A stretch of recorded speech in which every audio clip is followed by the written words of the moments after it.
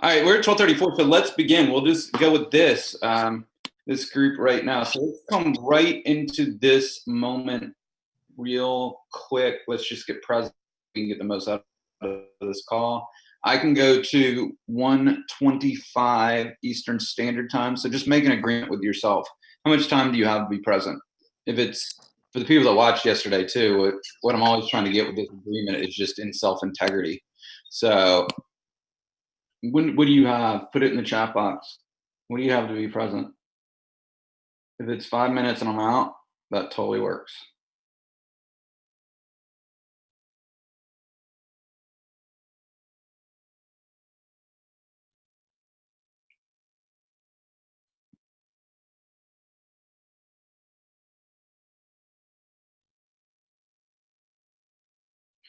Okay, how many here, by a show of hands? I see everybody but Jack and Rhonda.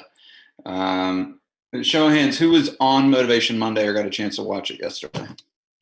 I got 1, 2, 3. Okay, real quickly, this was the group 2 weeks ago that gave me the impulse or the inspiration, I would say, about Motivation Monday. This is what I will tell you. It's either posted or we'll post it soon.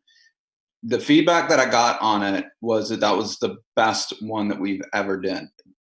That was pretty much across the board that I heard from people. I cannot recommend enough to watch it. But I want to have Amber on now too. That it came from a conversation that Amber and I had 2 weeks ago when we were on this call. And for the people that were on it, to remind you, she was saying that really a big difference in your life is the distinction between honoring your word and keeping your word. And then we were going to have a little quick conversation about, so Amber, unmute your slate. Hello. So what else did you hear about that? Or like what else? So the conversation kind of started because we were talking about those agreements, right? So agreement versus just expectation. Yep. And that really agreement versus expectation starts with integrity to yourself and to your word. Yeah. So if I make an agreement and I don't keep it or honor it, that distinction being different, right? Yeah. Like I can keep my word, but not honor the agreement. And so when you're not use the flat tire example so everybody gets it. So if I say, hey, Deryck, tomorrow, can you do lunch at noon? And he says yes. And on my way there, I have a flat tire. I can call Deryck and say, hey, Deryck, I'm running 15 minutes behind. I'm going to get this tire fixed and I'll be right there. That there's always a price that comes from, I was able to honor the agreement because I'm still coming, but I didn't keep it. And there's a cost. And understanding that with everything, when you don't keep your integrity to either yourself or to others, that there's a price tag that goes with it. Yeah. And then you guys, for people that didn't see it, so what we talked about yesterday on Motivation Monday is they've started to change the definition of the word integrity to, it's not only keeping your word to other people, it's keeping your word to yourself. And then when I was doing the research for Motivation Monday, there's a Harvard study out right now that says you will be 400% more productive just by keeping the words to yourself. They said that teams, you know how you guys are building teams, if you have that as a core value in your teams, hey, listen, all of us, this is what we're doing, is we just keep our words to ourselves and to others. So that's one of the top determinant of success right now. So my question for you guys today, to start out, is think about areas of your life that you're getting the results that you want in there. It can be any kind of different area of your life. And think about that first. In awareness, is the reason why you're getting results in that area of your life? It can be health, it can be as a parent, it can be as a spouse, it can be in business, it can be building systems, it can be on your teams, it can be in your finances, it can be in your mindset. Pick one of those, or use something else too. It can be in your community. It can be with your friends. Pick one of those and see if that area of your life that's where you are keeping your word to yourself. See if that's true to you. In the chat box, put that. I'm just curious. Put an area of your life that you're just rocking it out in.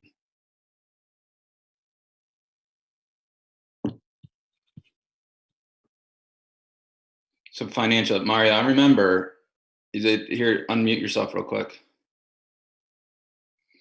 For those of you guys that weren't in Inspire, I highly recommend watching the financial speech, but it's in the level 1 curriculum. So definitely watch that about how to achieve financial freedom.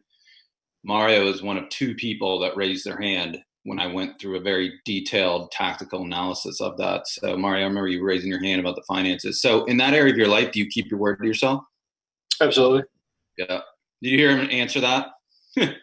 See how definite that was? Does anybody have any questions if he isn't keeping his word to himself right there? Good job. Amber, morning routine. So you keep your word to yourself there? Absolutely. Yep. Yeah. Jack Jones, health. Is there a reason why you're kicking it in health? Do you keep your word to yourself there? I don't know if he's on. I don't see him. Darren, so family and routine.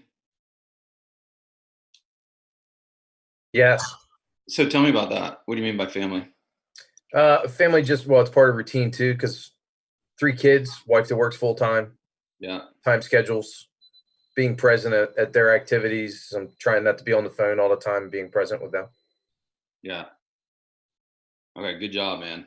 That absolutely takes keeping your word to yourself. Guys, I get a lot of people that, I think I was talking to TJ about it the other day. Is he still on? Oh yeah, he is still on. So TJ, unmute yourself. So I'm going to use your words, and then or the words I heard, but then you tell me if that's not real to you. Is TJ said, hey, listen, before coaching, I was working weekends, I was working nights, I was answering phones. And then now through coaching, I literally only work 40 hours a week max, and I'm doing the exact same volume, and I see a path forward to probably double or triple my volume. And as I was thinking about that, TJ, when you said that the other day, is those your words? Is that right? Yeah, that's exactly what I said. Okay. So when I was thinking about that after our call, I was like, you know what? TJ keeps his word to himself around that, where you don't answer the phone after, what time did you say? 5 p.m.? 5, yeah. Don't answer the phone after 5, and you don't answer the phone on the weekends? TJ, guys, is in a realtor's office too, in a KW. He's an in-house lender in a KW too, which that makes it even way more difficult to pull that off than the average LO. But he's doing it. So how are you doing it? I just had to make the decision to do it. There was a lot of fear surrounding that because being in the office with all the agents, they were calling me all the time. And, first couple of years of it, I was always available. And I was like, man, this job isn't any fun. I'm, never able to relax or enjoy doing what I want to do. And getting in coaching helped me get over the fear of that and change my mindset to the point where, I can get by without having these other, these calls all of the time. And, I also realized that most of the stuff I was getting on the weekend didn't end up working out anyways. They call me for a pre-approval letter, then they'd end up going with their lender that they couldn't get a hold of on the weekend. And go back to them anyways. So I'm like, wait, why can't I be that lender? So I, it was tough, and it really took a lot of discipline and mindset. And, But you kept your word to yourself, right? You kept your word to yourself there. I mean, it really comes down to that choice. Really, when you peel back everything, guys, it comes down to that choice. There's always going to be some fear associated with that when you make these shifts. That's a really cool choice right there. Laura Mead, explain that one to me. You're strongly keeping your word with. Listening. I like to talk. So I made an agreement with myself that I was going to talk less and listen more. How is that impacting your business? Well, it's great because, people know that you really care, right? If I'm listening and then I'm repeating back and making sure that they know that I'm listening, and then they know that I really care, about them and that this is all about them. It's not about me. Nice. I bet you that, I don't know if you're seeing it yet, but that kind of shift is going to be huge for you getting repeat and referral business. Yeah, I mean, well, it's already resulted in, much better, we do the social survey thing, after closing, and I'm getting just really, really nice, compliments on that. And people are like, it was great. She really listened. She was paying attention to what I needed. And so, that feels good. And that's got to make my referability better. Totally. Totally. And isn't that fascinating that listening is more important than talking in relationship businesses like ours?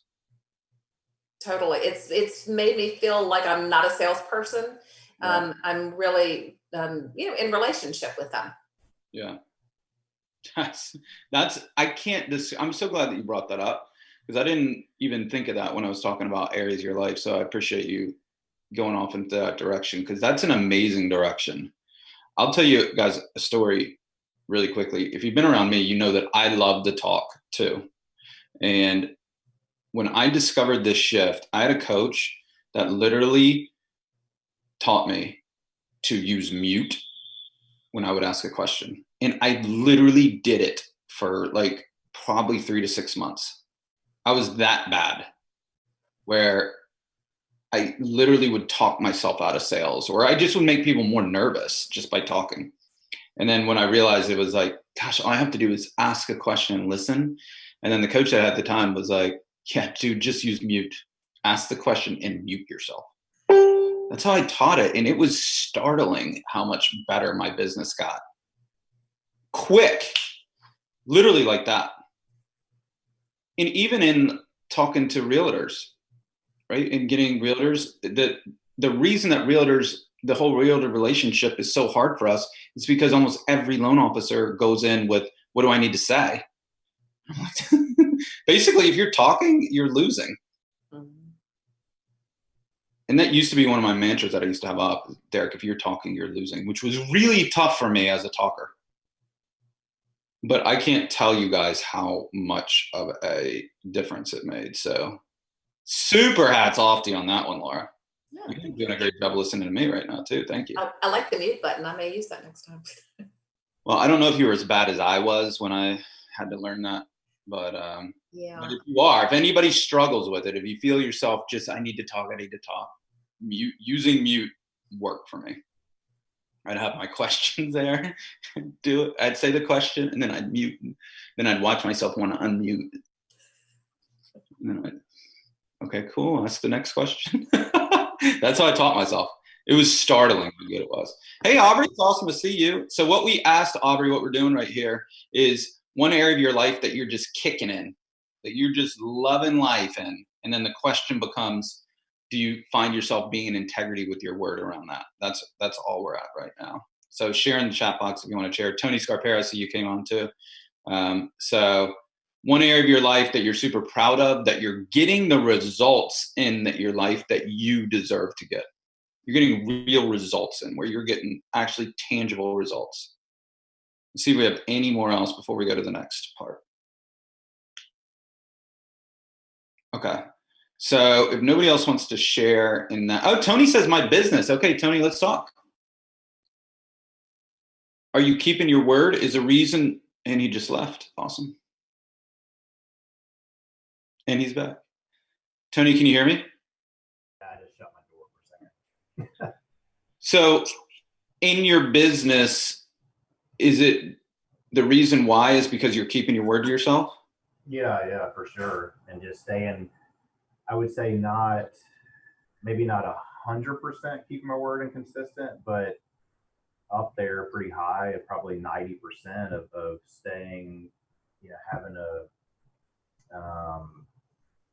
regimented, not really to say regimented, but having a system, working the stuff that you've taught us and consistently every day, reaching out, phone calls, emails, Facebook messages, having consistent conversations always starting and occurring. And that's awesome. Let me ask you guys too, who else feels an integrity in their business? Raise your hand. Aubrey, Mario, Rhonda, Amber. Who else? Anybody else? Laura, TJ, Roger.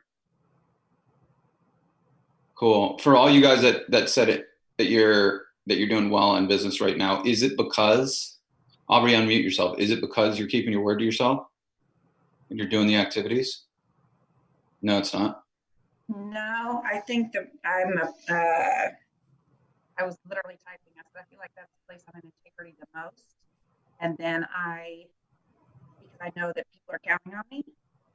And then I start going, probably at least in integrity to myself.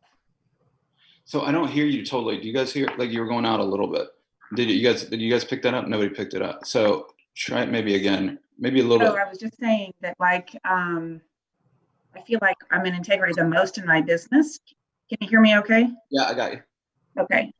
Because I know other people are counting on me, and there's this, like, I mean, I've got my team and agents and clients, and that's, unfortunately, I keep that bar high, and then I feel like I am in probably the least in integrity when it comes to myself. So we're not there yet. I'm not even letting you beat yourself up because you always want to go. No, I know, and I'm not trying to. I mean, I'm just saying I'm acknowledging that.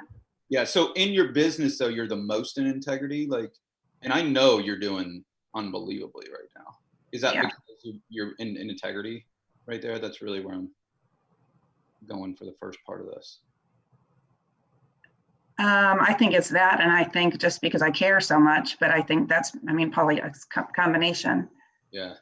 Cool. Awesome. Rhonda, you said business too. Yeah.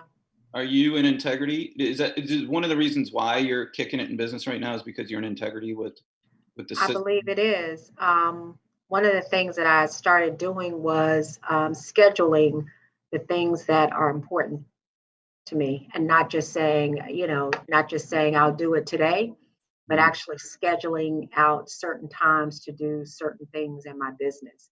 And it's just made me a lot more focused. And I just started like 2 weeks ago, but I can just see the difference, and I feel better. I feel like I have more control.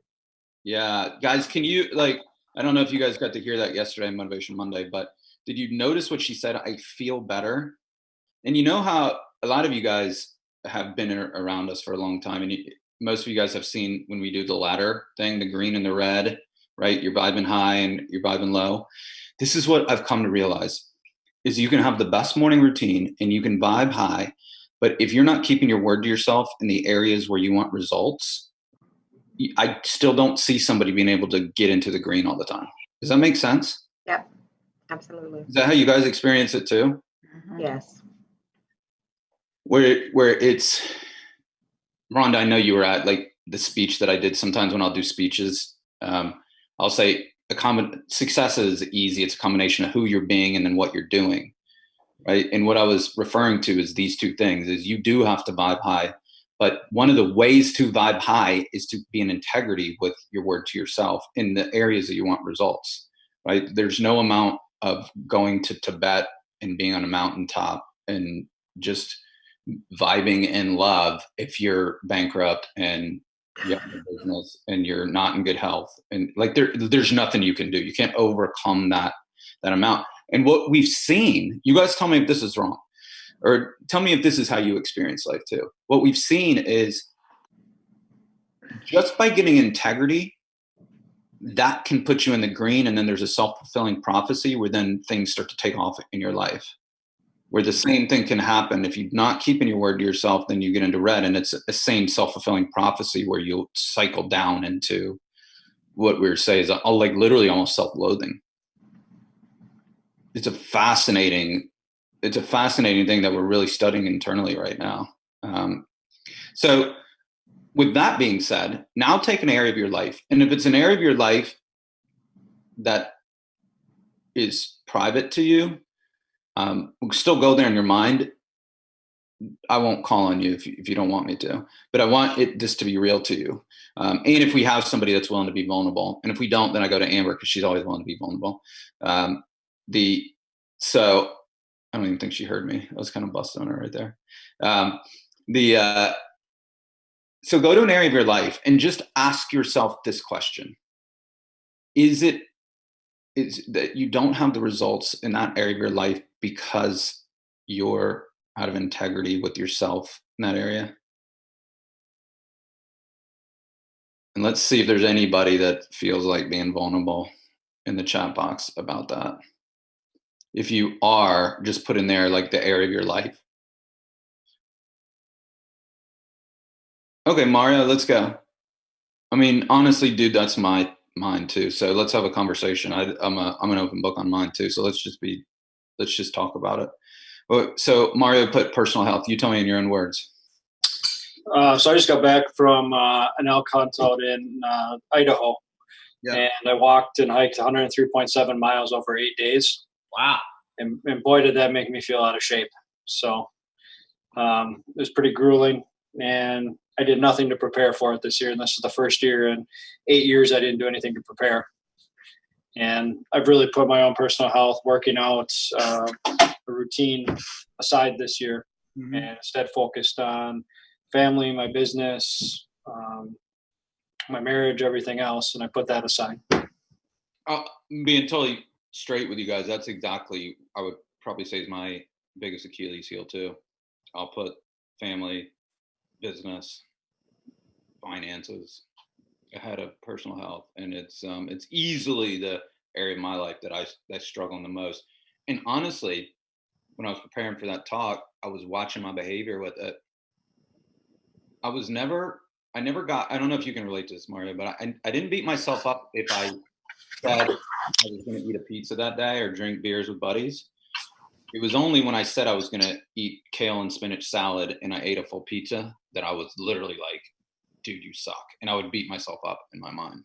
So I don't know if can you relate to that at all? Do you do any of those cycles? You know, I don't know that it's necessarily a diet for me. It's definitely, I live in Wisconsin. I mean, everything revolves around drinking beer and some sort of social activity here. So I definitely indulge in that at every social gathering. And which is totally fine if you're not trying to quit drinking. You know, right. it only isn't fine if you're like, I don't drink, and then you drink. You see what I mean? There's a key distinction there. Right. I think I'm actually at peace with the fact that, you know, I don't necessarily want to cut that out 100%. I definitely would like to scale back on it, but I need to schedule and make time for myself and my own personal health and make that a priority, just like I have all the other things. So, you know what I did last week that worked well with me is that I was like, okay, Thursday's happy hour for me. Then that's just what it is. And I'm eating Chick-fil-A at happy hour, and I'm totally cool with it. And I just kind of scheduled it in, and I had an absolute ball eating Chick-fil-A and drinking wine on Thursday. I had no beat myself up at all. So that's worked for me really well recently. That kind of thing. It's the thing that doesn't work, at least for me and what I've seen in almost every client, is, as I said, I only eat kale and spinach, and then you don't, and that kind of battle is no good. So Rhonda, do you want to have a talk about financial? If it's absolutely. Okay, so let's talk about finances.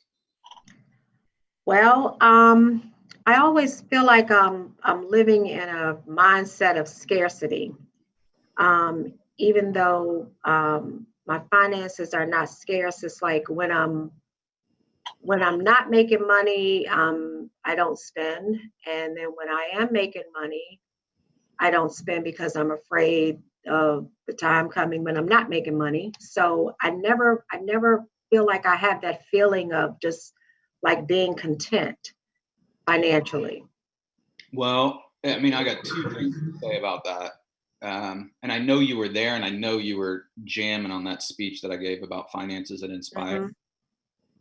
Honestly, I can't ever say it better than I said it right then. What I had to do to get peace in my own life around finances was to absolutely quantify when I was successful. Because, guys, I'm not kidding when I say this. Okay, I've coached probably thousands now of loan officers, and here's the deal. There's a lot of people making over 500,000 that are almost broke. Not kidding. And then I also see some that are making 150 and are totally successful and don't have it. It's the correlation in our industry. I think I do it like this. This is what you have to watch out for. At least, I don't know if anybody had my personality back in the day, but I would get sucked into this so I could do this to you guys, right? Look at my cool plaque. I did 111 million in 2010, right?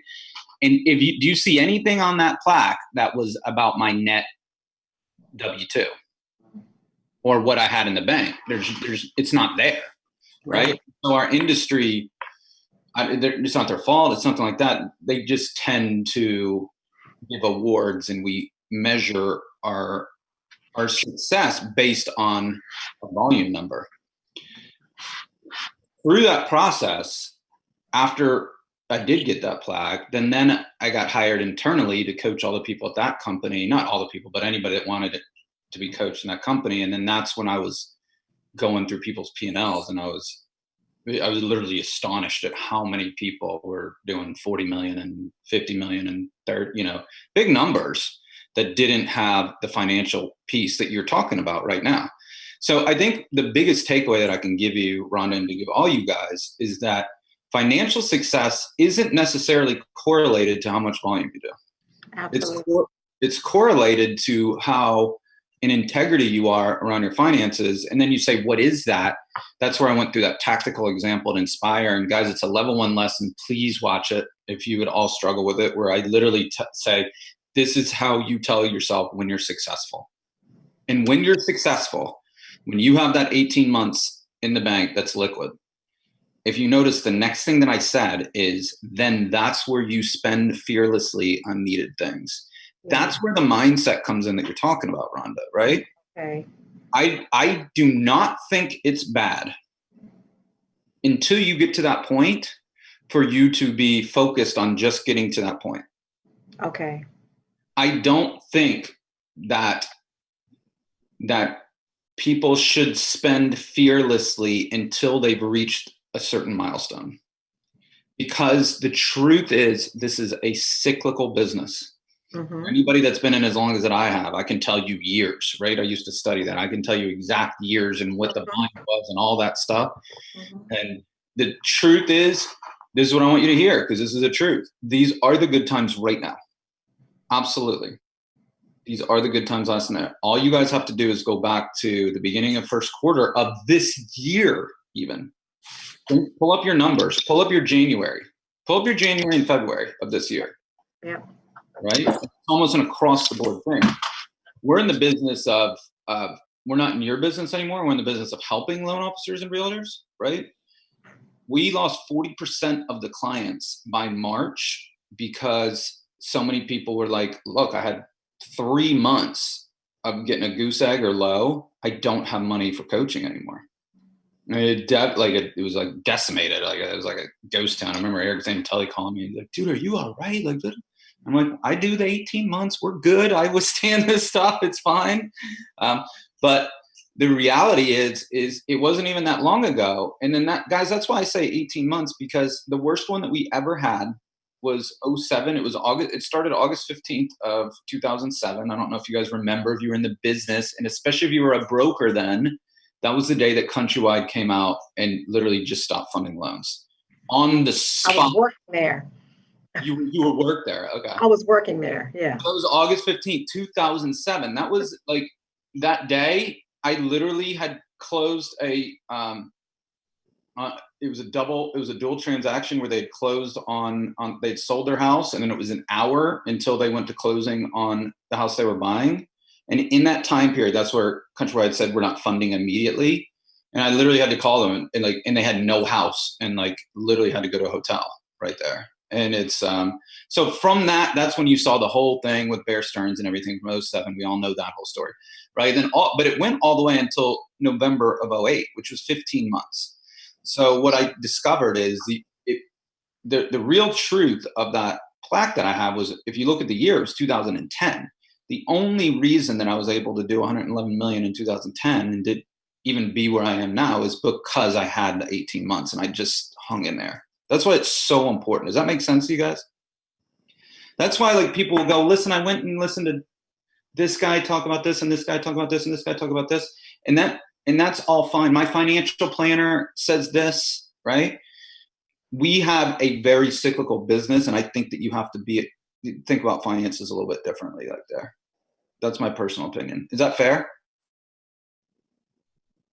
And I can tell you, if you can hit that milestone where you have 18 months liquid and it goes, when it shifts and rates go to 5 right now, you can literally rejoice because you're picking up market share just by staying in.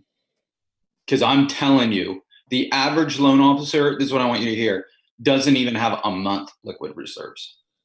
Not kidding. 1 month puts out a lot of the business. They didn't have stats then because licensing wasn't enforced at that, but the Mortgage Bankers Association, by the end of 2008, they said that 82% of the industry went under.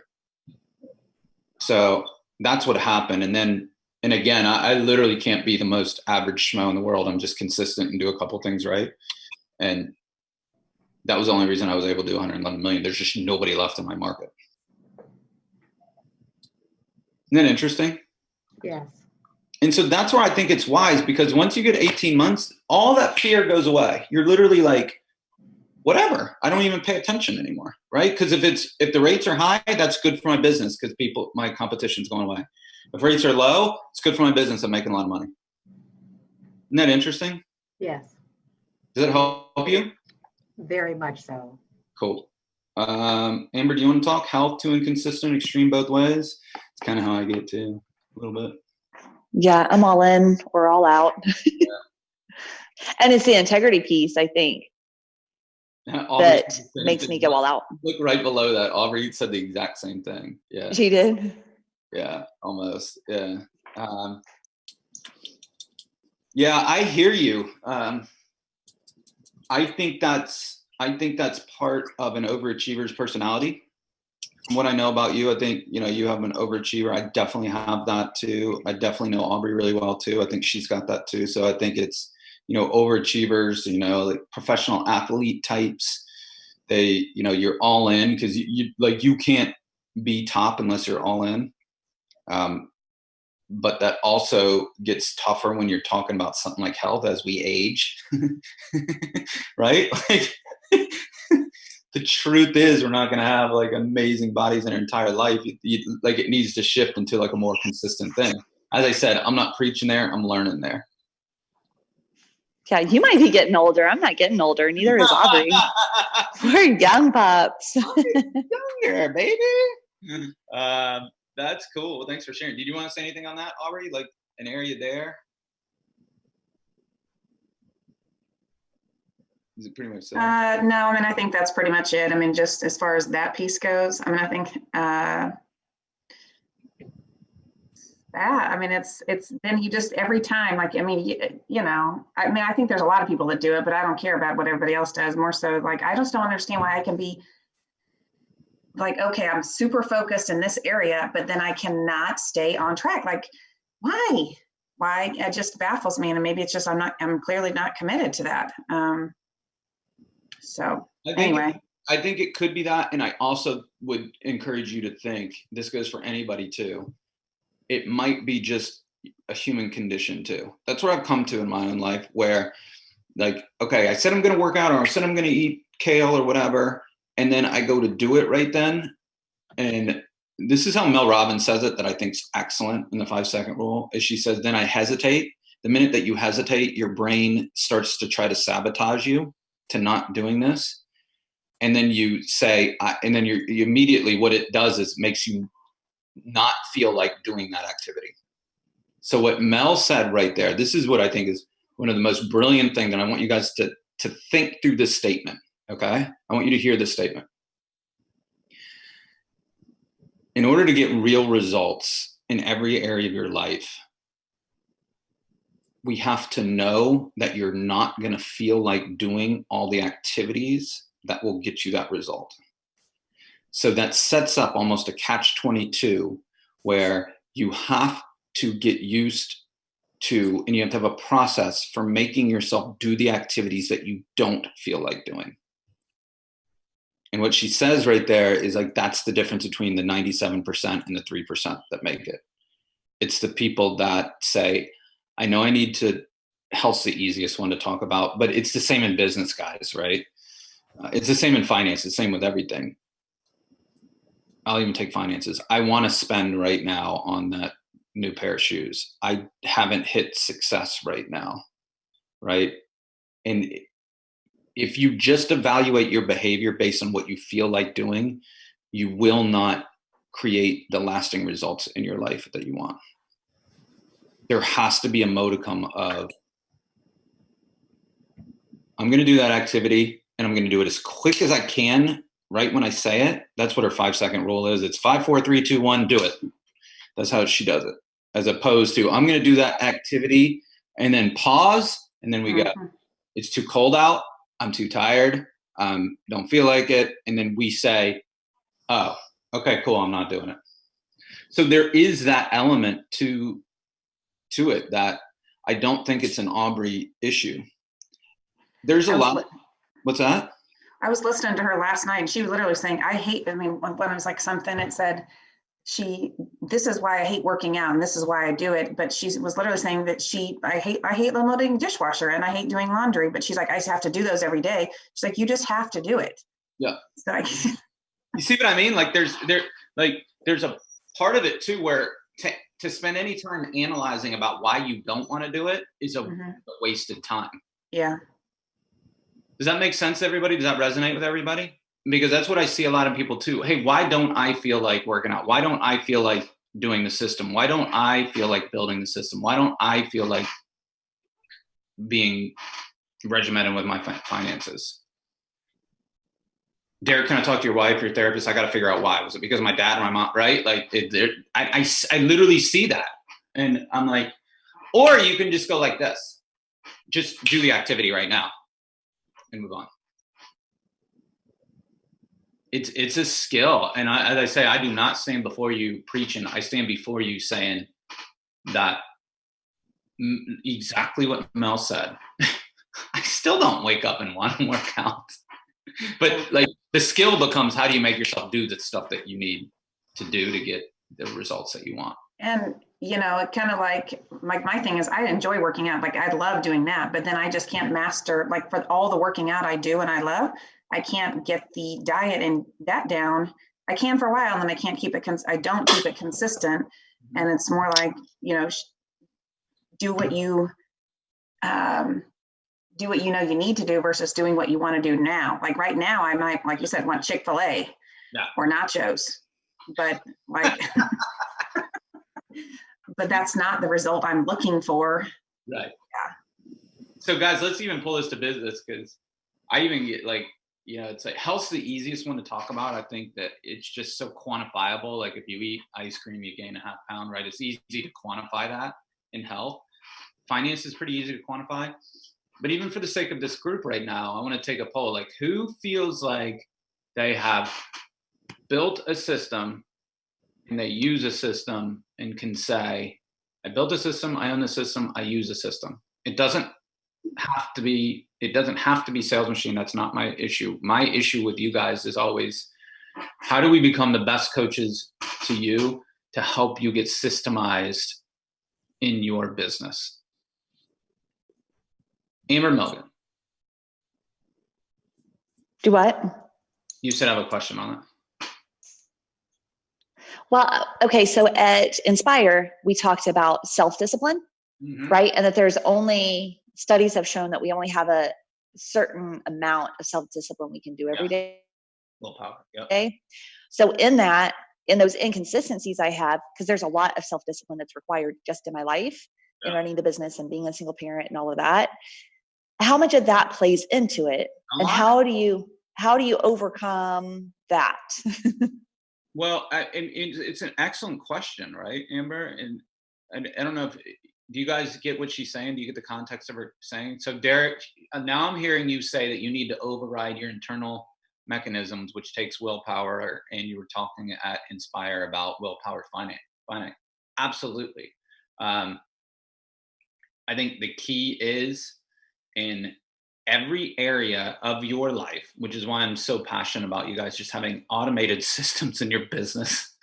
Like, so that you don't have to use up the willpower on it. Because Amber, I don't know in health, I haven't discovered yet where you can be completely automatic and not use willpower. That's the truth.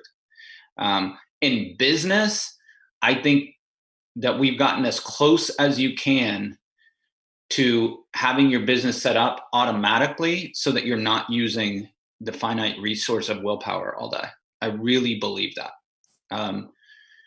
In finances, for anybody that struggles with finances, you can put in a lot of automatic measures that I talked about in that speech. And so please, like, that's the work to do in finances. It's the automatic system. It's the work to do in your business, set up the automatic system. But things like family, stopping at 5 o'clock,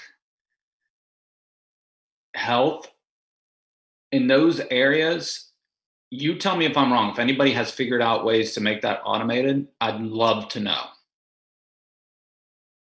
I just haven't seen anything. The minute that I find it, I would tell you guys. And that's why I'm always polling and stuff too. I haven't seen where you can't use willpower in some areas of your life. So for us, our initiative is always like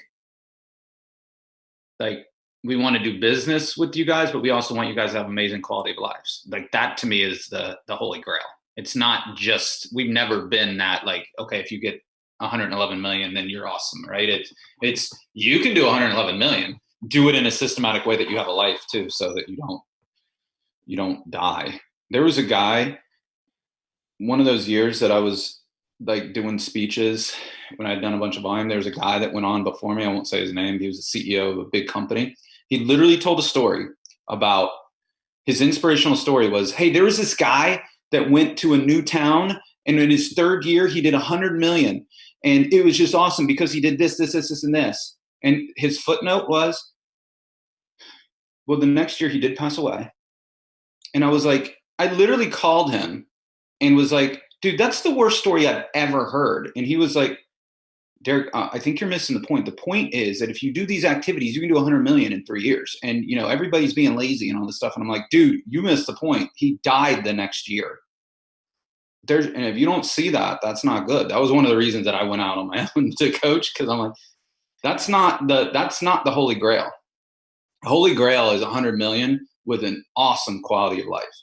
Inside that, right there, in other areas of your life, I have to use willpower. So, and I know it's finite, but I haven't figured out how to automate that. But honestly, to you guys too, like, that is our passion behind Sales Machine, because it was, let's automate as much as you can in your business so you're not using willpower. That's really where it came from, so that you can use that willpower in other areas of your life. Or you have to hire and have these huge teams, because that's one of the other secrets in the industry. There's people doing 40 million or 50 million or something that have 4 people on their team. And I'm like, I know you're not profitable. So that was really the impetus behind that on the system. So Rhonda, cool, you're using a system. That's my biggest thing. Do you guys have a system? Or are you using a system? Who else right now wants to be brave? And if you're not, this isn't like you're getting in trouble with Deryck land. I'm actually just curious. Everybody, come on, tell me. Aubrey, 78%. That's honest, at least, right? Like, thank you. Loretta goes, I'll be brave. Laura Mead, I know. I'm using Sales Machine consistently. So let me talk to you, Laura. Okay. I know I've asked this to you before too, but look, I'm literally standing before you like, how can we, and let me even change that. How can I be a better coach? So with you, what happened? Like, how did you get over the hump of doing it and then using it? Was it just simple self-integrity, or was there something else there? I was desperate. So. Inspiration works too. Okay. And I was willing to fail, so I knew it wasn't going to be perfect. So. Why were you desperate? Because I was a solo loan officer sharing a processor with, 4 or 5 other loan officers, and I didn't have an LOA. So I needed a system to grow my business. And you did that because you were a financial planner before you knew what happens when you grow without a system. Is that where you got that knowledge from?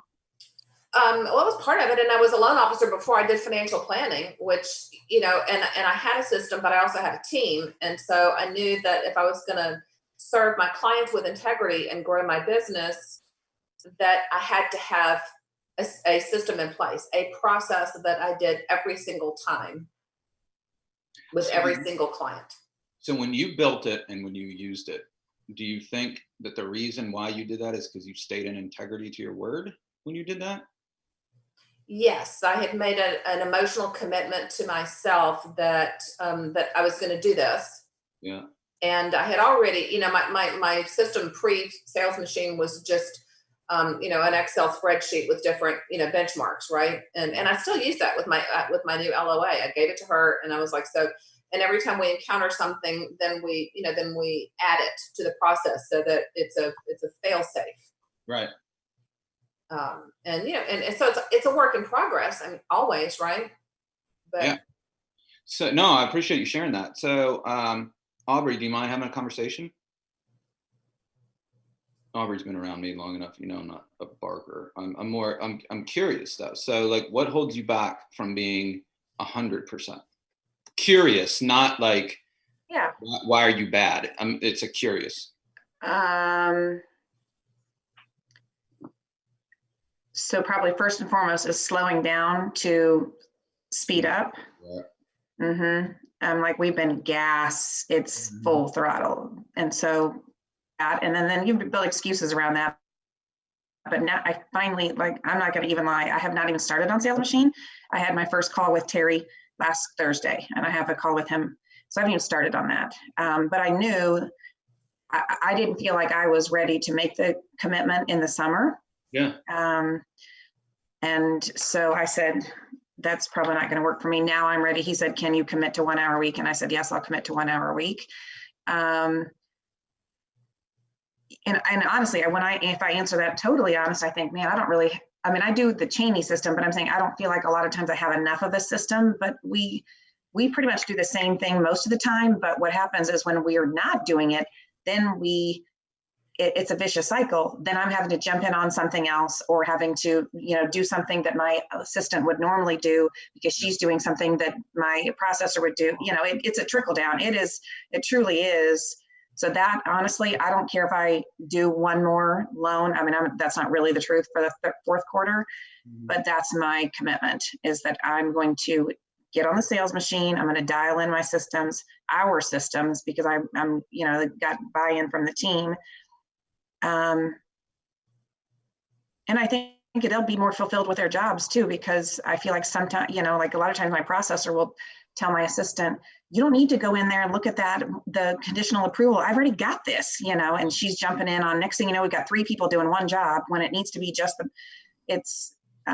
anyway, so it starts with me. And I think you said something really wise that I want to bring up is, did you notice what she said? She said, hey, you know what? I think the honest truth is I don't want to slow down to speed up yet. Like that's really an integrity, right? Like that's a very integral thing to say, because here's the truth. Even if you're pulling off 1 hour a week, right? That's still 1 hour of work that you're not doing on your current loans, right? And so I think what's really wise is if you say, okay, are you at a point where you can commit that you can do that? And if you do, just go all in and keep your word, right? But I think it's also super in integrity if somebody's saying, hey, listen, you know what? Dude, I'm going till I get the 18 months reserves, or I'm going because of this, and this right now. I'm doing that. I'm cool with that. That's a conscious decision.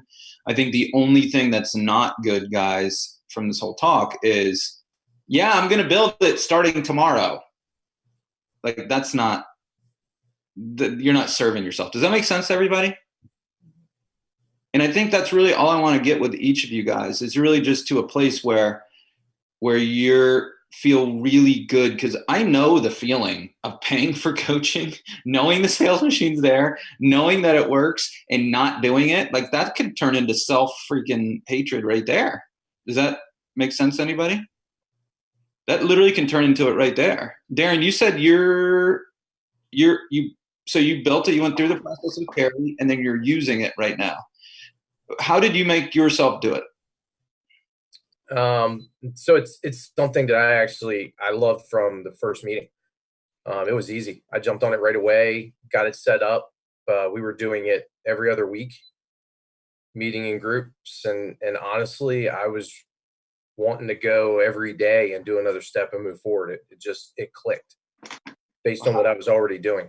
How did you make the commitment to do it? Was it from pain that Laura was talking about, or did you know that it's like? No, it was a personal commitment. I wanted to put it in place. I wanted the system. Mm-hmm. I was using a CRM at the time that was sending out emails and updates, but it didn't have the text feature. Mm-hmm. You know, and it really couldn't incorporate video like I'm doing now. So I have video going out with all mine. Mm-hmm. It's been great. And then also with the team text, that's been phenomenal as well.